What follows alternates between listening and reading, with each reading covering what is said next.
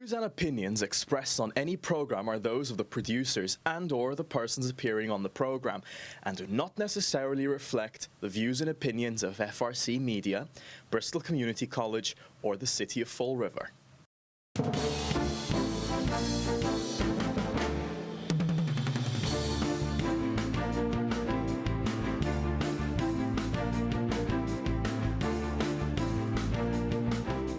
Welcome for one more show of the Table Topics. It's Wednesday night and we are here on Channel 95. Remember, if you are watching this show and it's not a Wednesday night, it's because you are watching a repeat show. That means that during this week, this show will be on the air probably a couple of times a day. But we promise we will be back with a new show next Wednesday. Today we are in a very special place. We are at Forever Paws because the Fleet Neighborhood Association did a fundraiser for this organization. To talk about the organization, we have a guest here, and Ariana was the person that we've been talking. Ariana Andrade has been the person that we've been talking for all this time, but she cannot be here today, so she called a friend, and we're here to talk about Forever Paws. How you doing, my friend? Doing pretty good. Good. Great to be here. Good. So let's talk a little bit about the Forever Paws. This, I have to say, was my first year doing a fundraiser for your organization, and it's funny how things happen. I was in Boston and happened to be tuned into a local radio here, Fall River, WSAR, and Ariana was on the air and was showing an animal was for adoption. And how she was talking about funds and how when we have a warm winter, usually we have the outside animals producing and giving babies. That's true, and yes. then you take them all in, but you need vaccines, you need to treat them, shots, and then fix them before you put them up for adoptions. So the money always roll low during this That's time. true, yeah. That's when a light just went on my head and say, okay, looks like it's a fundraiser coming. So I contacted, and here is. Today we were proud to present them with a $1,000 donation. And we very much appreciate it. And that it's thanks to kids on our community that came out, and thanks to our community that came out and support the kids and give the kids some cars to wash during car washes. And that was the South Coast youth group, youth court, and the young Marines, who we have a guest in here that we're going to talk about that organization too. So Forever Paws, how we doing? How many animals you have there? How everything's going? Well, in the summer months, we do tend to have a higher population than any other time through the year. Right now, I'd say we have between 30, 40 cats or so, about 25 dogs, and some miscellaneous here and there, like we've got a couple rabbits right now, for example. But it's always in flux. You know, from week to week it changes as animals get adopted, as new animals come in. It's always changing, but you definitely nailed it right on the head when you said, you know, we always need extra funds because, as you mentioned, there's always medical concerns, there's always feeding, housing, plus a plethora of things in between. So again, we really do appreciate it. And 99% it's volunteers, right? Yes, we do get a lot of help from our volunteers. I mean, and that ranges from a number of things, even from just simply coming in, cleaning, walking the dogs, to up to stuff like helping with fundraising, that sort of thing. So we do very much depend on volunteer help. So if a person wants to volunteer, it's a process? It's not too bad. You call, we have you contact our volunteer coordinator. And we have an orientation. It's usually the first Sunday of every month. Sometimes that changes because the volunteer coordinator herself is actually a volunteer. But you'd come to that, and they show you around the place, get you familiar with the ins and outs, and then set you up with some times to come and volunteer. And there's a number of things, like I said, that you could potentially do. To adopt an animal, what is the process? What is the process to adopt an animal? Well, as it stands right now, especially with COVID going around, we are having people come in by appointment. We do ask people to fill out an application beforehand, just so that we can process the paperwork, and that way in your appointment slot you can have the most amount of time possible with the animals, viewing the animals, and interacting with us about them, their needs, their personality, etc. And then once we process the application, you find an animal that you're interested in, as long as you're approved for that animal, because multiple people may be interested in an animal. Some of them are, actually they're all very special. But after that, we would just set up a time to go home, and once they were ready medically to go home, they would go home. And the part of that process is a person just visiting the animal, Yeah. to see which one they like. Yeah, they have to come in and kind of interact, see who speaks to them, to see if they can accommodate their needs, because it's not just, of course, about the person, it's about the animal as well. We, of course, would love to make everyone happy, but we need to pair the animals up with who would be best for them, and what their needs are. So what do you say that's easier to adopt, a cat or a dog? Ooh, it really depends on the personality of the animal. I would say we're a little bit, we have more of a critical eye for the dogs, especially like the larger dogs, that kind of stuff. We want to make sure that people can handle them. Not everybody can handle, an 80-pound dog, that sort of thing. That, and if they have any special needs, it's typically a little bit more difficult to deal with a dog that has special needs. Not to say that a special needs cat is necessarily easy, but I would say I would lean towards the dogs being a little bit more so. Yeah. Winter versus summer. Which one is tougher for adoptions?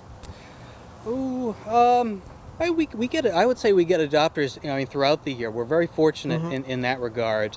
I would say probably the summer is when when it's most difficult to find people. Simply because the population here increases, so we want to find homes for them. So we're really looking for people to come in during the summer to find good matches for the increased population. But if there's any folks out there who are looking to adopt, really any time of year would be fantastic. Yeah. No, that's good. That's good. When it comes to feed them, the food, do you guys have people that specific donate food for the animals, or you guys have to purchase the food and stuff? The vast majority of our food is by donation. Definitely, there are certain kinds that we prefer, just for consistency's sake, like Purina products, for example, is a major staple here. There are some folks that come every month, every couple months. Some people who care very much, but they're on a fixed income. They'll come when they can, that sort of thing. And even just outside of that, some people can just contribute financially, specifically for food, even if they don't bring the bags themselves here. Yeah. Okay, so we were happy to present this donation. I hope that this becomes a tradition, because on our association, things kind of every year we like to bring it back. It becomes a tradition, and it was our first time doing fundraiser for this type of fundraiser. We do car washes for different things. We do fundraisers for a lot of different things, but it was our first time doing for pets. And so I hope that with the help of our community that always steps up to the plate when we present them with a new project, I hope that we will come back next year would try to match what we did this year. Again, we would very much appreciate that. Not just you, but everyone in the community. And we would love for that to be a continuing thing as well. So thank you again, and thank you for all your work You're with the little very ones, the ones that have no voice, right? Exactly, yeah. At least don't talk like us. Right. Very good, my friend. Thank you again. You're very Thank welcome. you. Thank you. Thank you again. Thank you. So what happens is, for this kind of projects to happen, it's something that we involve community. When we involve community, it's plenty organizations, not plenty, but a few organizations out there that work with kids. And what they do is they need organizations like us. They need projects that they can work with the kids and kind of put the kids to work for their behalf and to learn life. And we're going to talk to one organization that made possible. Anna, you can. it's your turn. It's She's my all turn. nervous, but we're just going to talk. Nothing. That's okay. So I'll do my best. two groups happen to step up to do this fundraiser. The first one, and nobody could be here at this time, representing the Salt Coast Youth Court. Nobody could be here, but again, a big thank you to them, because they were a big part of this fundraiser. They pretty much, this fundraiser was raised between two organizations involving kids, and probably the total of kids involved were probably 15 kids total that got involved with this project. So thank you for those that could not be here representing. Nobody could be here representing them. But the other group that did a second car wash at Bay Coast Bank was the Forever Young Marines. Forever Young Marines, and it's to represent those kids that I have Anna here. And we're going to talk a little bit about the Young Marines. Sure. Okay. So how long are you involved with the Young Marines? I'm involved with the unit for about 6 years. 6 years? Yes. So I'm pretty sure you saw a lot of kids come in and a lot of kids go out. Yes. They My moved- son was one of them. Really? That's how I got involved. You Yeah. got involved. Your son moved and you still behind. You still Yes, there. because it's a wonderful youth organization. The work that they do with the kids, it's amazing. And even though I have a very busy life, I wanted to help. And I think every little bit, it counts. My mother says all the time, if you want something done fast, ask somebody that's busy. That's a good one. It's a Portuguese say. It's Yeah, a Portuguese there say. you Always go. ask somebody that's busy. Yeah. Because they're gonna find time to do it. Absolutely. People that it's not busy, they're always busy with nothing. Absolutely. Doing nothing. So that's not the first time that you've been involved with our organization, and that's great that organizations like yours, it's out there. So you guys are back on the battleship. Yes, we are. Finally. We are finally. That's the yes. best part of the kids. It's being on the battleship. We were kind of on a slow, a little slow with the whole COVID thing when it hit. We couldn't have the meetings. We couldn't have the drills every Sunday like we used to, and like community services. It kind of we didn't have a lot to do. So we came up with a few ideas just to keep the kids going, like online and on Zoom, the meetings, and we make sure that we kept in touch with the kids, make sure they still being active and doing their best to get involved with the community, even though it was hard because of COVID. But so we did our best, and now in the past 6 months, we kind of Start to in pick up. person, Start coming out. Start to come out. doing community services. That's one of the main things that we like to do, get the kids involved with the community, and for them to understand that it's important To give back. it, yeah, to give it, to give back. Yeah, Yeah. absolutely.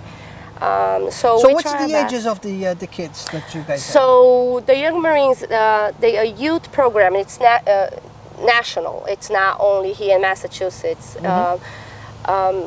We have across the country over 230 units. Wow. So our unit in Fall River right now we have about 20 something kids. Back a couple of years ago, we used to have over 40. So, like I said, COVID had a lot to do with, you know, with the amount of kids. And some kids graduate. The kids have to be, it's from 8 years old until they finish high school, until they're 18. A lot of our kids, when they graduate, they become staff members. They come back and they sign up to help out. You know, some, like this past Sunday, we had one of our former young Marines coming back from the Navy and to speak with the kids about all his experiences and as a young Marine and on the Navy, serving his country. So It's very important. It's one of the things that since that you mentioned that I'm always looking for is to go back to the schools and talk to them about life outside the school. yeah, And we adopted the schools on our neighborhoods, and I put a lot of projects for them. I take them in bus trips and bus tours around the city, talk to them about statues and the history of our city. And when you give them that message, they pay attention. exactly. They pay attention. That's why I love that. And I love to go back into the school, into the classrooms, and talk to them. And that's what I tell the teachers and the superintendent. I told them a couple of times. When they go into the school, they under your rules and your world. Yeah. When they leave that, they don't have the same behavior that they have inside the school. Why? It's a different world. It's a different world. But yeah. so we need to go into the schools and teach them what is out Absolutely. there. Yeah. What's out there? What challenges you're going to have? Yeah. Just remember, you can be this or you can be this, depending on the actions that you're going to get Yes. outside the school. Yeah. If you do something bad in the school, you know you're gonna have a problem. Yeah. So same thing when you do it outside on the society, you're gonna be treated different if Yeah. you do something bad. So, and I love these organizations because that's where they start learning that. Exactly. So Yeah. they don't teach. We don't have a chance to tell them in school, but they come into here. And one thing that I'm amazed is the volunteers that work with the kids, how they always treat them. You know, they treat them important. Yeah. They treat them when they need to be reprimanded. They are, but it's always a thank you after.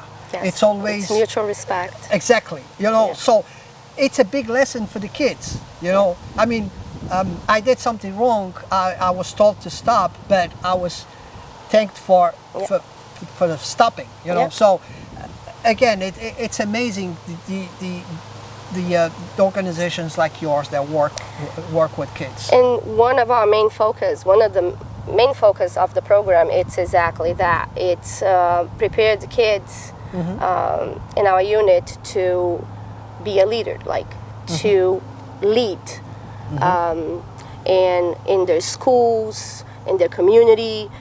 So that's one of the main focus of not just the Fall River Young Marines, but the Young Marine Youth Program. It's leadership, it's citizenship, it's community service, like you said, give it back to your community. And also, we educate them about drugs, alcohol, and tobacco. And we also teach them how to pass the information on. Like pretty soon we're gonna have in October we're gonna have the Red Ribbon Week. So it's all over the country, it's nationwide. So the kids are getting prepared to talk about drugs, the opioids, what's going on with all the overdose that it's in our community, because Massachusetts right now, it's second in the country with overdose. So it's important to allow the kids, to teach the kids to how to deal with the pressure, how to say no in a good way. Even some, and we all know that they even have that inside their own home. Exactly, and show them the difference, because the consequences of a yes or no answer is total different consequences. Absolutely. And they and believe it or not, they listen. They do. Probably on the at the time they're probably going to say, I don't want to hear, but they think about. They do, and they listen. They listen, especially when they are presented with a good example. With a good example. Exactly. Some kids, I did some presentations for the Boys and Girls Club, and I was amazed the questions that came at me as a leader of a neighborhood, and they are under impression when you're a leader that it's your word against everything. You when you say yes, when you say no, but not being a leader is bringing the most people together that you can. Being a leader, it's just listen to them and give them a way for them to do their work. It's not to do, you're going to do what I want you to do. No, it's not. So it is a big lesson when we go in and we talk to these kids. And when we leave, they want to take a picture with you. They want, because you pass them so much information that it's like the kid. It's like a sponge. Yes. It's like a sponge. You give them clean water, they're going to filter the clean water. If you give them dirty water, they're going to filter dirty water. It's a sponge. That's why they hear here and they repeat it. And we also learn a lot with them too. Oh, definitely. Definitely. We also learn a lot. I mean, lifestyle, what's going on in their homes, what's going on in our community, schools. Also teach them how to do presentations in their school, their communities, and to not be afraid to talk about it, not be afraid to ask for help, and not be afraid to speak up, and always in a safe and positive way. Good. Always, so that's why I am involved, and we have many, many wonderful volunteers that they do a lot. They give a lot of hours. They spend, Frank Andrid, it's one of them, our CEO, he does a lot of homework. A lot. Oh my goodness. Like every leader. Our big job is homework. Yes. Somebody does the job. Yes. And then puts on top of the table, and your homework, it's just file everything. Yes. He works hard. He works hard for our community. He works hard for the unit, not just him, but our EXO, Bruce Katz too, and all our volunteers, because we all do a little bit. And it's for the kids, not just for the kids, for our community too, because it's no joke out there today. Yes. And I think it's, if we all do a little bit, even if it's like an hour, volunteer that hour. It's not just the kids, but the adults too, when we treat them with respect. A couple of years ago, I had a project that I had the inmates from New Bedford, from the sheriff's office, helping us painting some fences and stuff like that. Big jobs for big boys. So they came out, and then when I went the next year, the person said, Carlos, I'm having a problem because everybody wants to go to your events, you know, because you treat them with pizza and, you know, so they want to come my way because I treat them with respect, you know. Yes, just because you exactly. have a yellow jump, that doesn't mean that you a bad person. You Yes. just probably at some point you made a bad mistake. Exactly. You know, so you deserve to be treated like everybody else. So they start small, if they get the respect, you know, and they never leave. They don't want to stop that. Even if you do a mistake and you end up in jail, you still want that respect back. Yes. You know, Absolutely. that's to give you a perfect example. Because we never know how the life of that person, what kind of opportunities Exactly. that person had or didn't have to end up this Because way. So remember, we for all those deserve it. people, for those guys to come out into the community and help, is because the offensive was not big, was not a big offense, or else they would not be allowed to come out into the community and help the community. But so they deserve a second chance. You know, and probably that's what they missed, was to give back to the community, to get involved with the community and see what the life it's about. It's not just about you. Yeah. You know, it's about the neighbor. It's about everybody around you. So, I think these organizations deserve all the respect we can give them, and I'm very proud to work with the kids, even from the schools and everything. And I want to give back to your organization too. And I talked to one of them. We put some events that we can. I put some bus trips together. I do tours into the bioreserve where the kids learn about the trees and the water treatment and insects and animals, live animals. So I will put something together to bring your kids there too. Awesome. Thank it's you. give back Thank to them. you. I put bus trips. I already told them that whatever lift seats I have available, I will give you some tickets, and you guys can join us. We go Thank you. everywhere. We That'll go be awesome. everywhere. Thank so you. Some, Thank you so much. sometimes they only allow the places for adults, but guess what? You have volunteers that probably will enjoy a day out. You know? Absolutely. A day out. So very good, Anna. One Thank more you. time, thank you for what you do. Thank you for being part of this project, and I hope that we have many projects to come. Absolutely. We are always happy to help. Anything that comes up. Like I said, we are always participating in the community service, like parks cleanup. We are always around as long as we have enough volunteers to be with the kids too, and we always do. We try our best.